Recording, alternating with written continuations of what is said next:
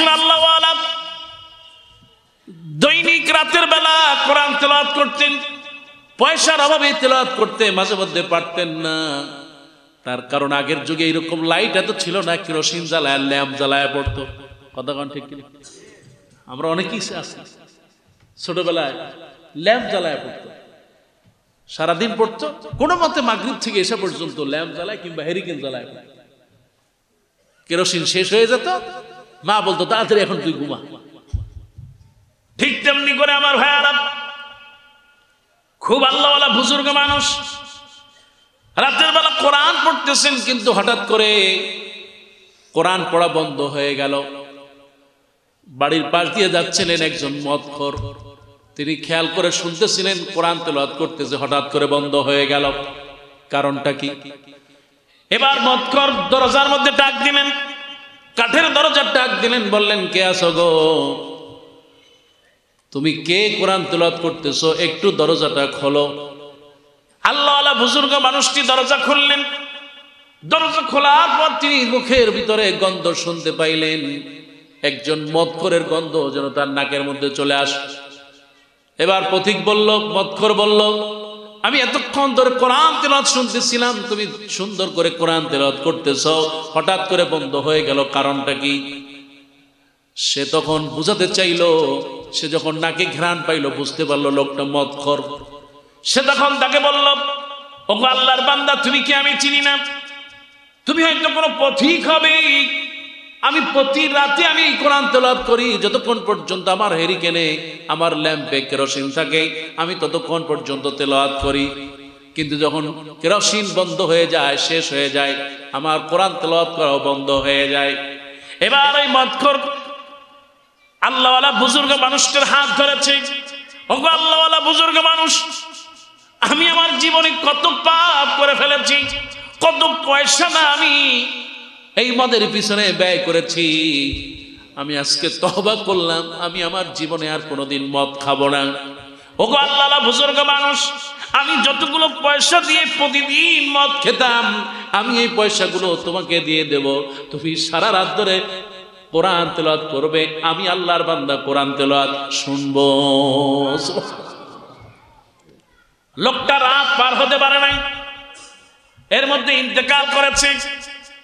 গ্রামের সব মানুষ জানে লোকটা একটা মদখোর। কোন আলেম তার জানাজা পড়াতে চায় না, তার গায়ে মদের গন্ধ আসে। এমনকি এলাকার কবরস্থানেও তারা দাফন করতে চায় না, জঙ্গলের মধ্যে ফেলে আসছে।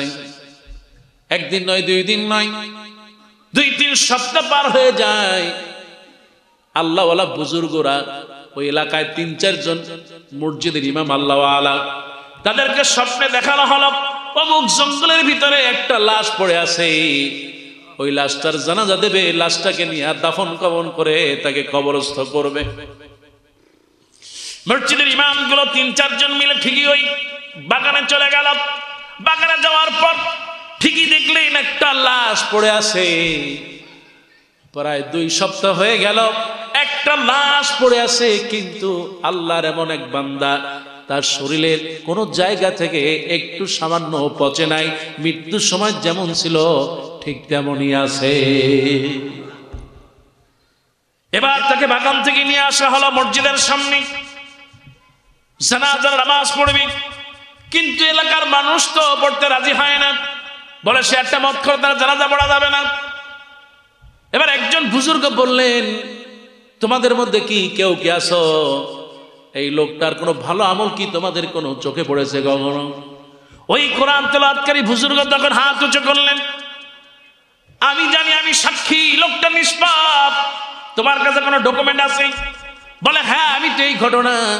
তিনি তার সমস্ত ঘটনা খুলে বললেন।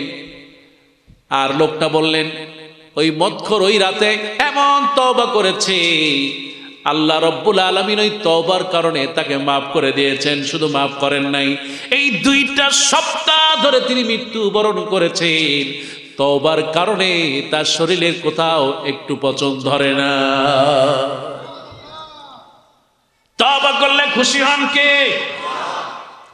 আল্লাহ পাক বলেন, ইয়া আইয়ুহাল্লাযীনা আমানু তুবু ইলাল্লাহ